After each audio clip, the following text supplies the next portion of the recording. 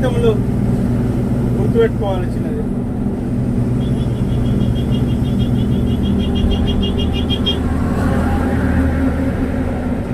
ఇలా మనం నేనే ఉన్నా,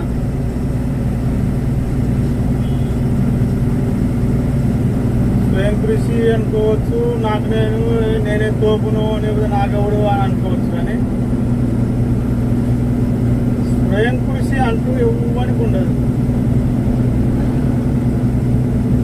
ఎవరికో ఒకరికి కొంచెం అన్నా పుషప్ అనేది ఉంటేనే ఇదైతే లేదా నేనే తోపును నాకన్నా ఎక్కువ లేడీరా అని అనుకుంటే ఏమైతే తెలుసు, ఆఖరికి జీరో.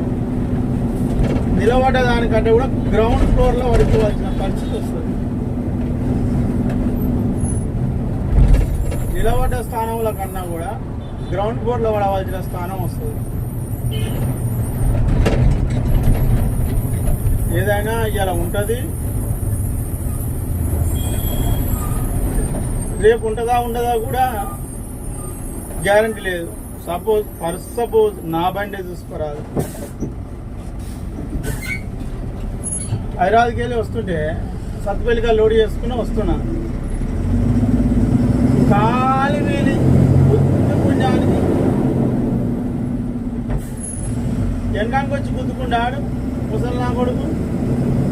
55 ఏళ్ళలో ఏముంటుంది, మొత్తం ఎన్నికలు అయితే కింద మీద అదే తెల్లగా అయిపోయినాయి. సార్ అయిపోయినోడు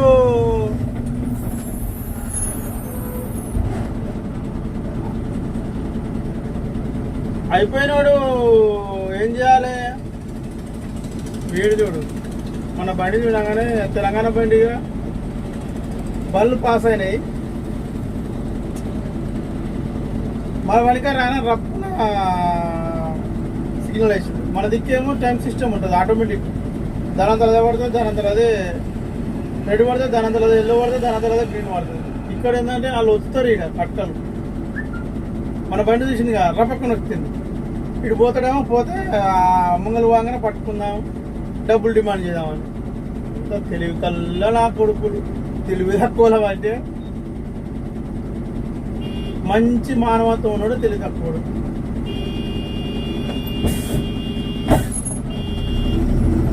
అది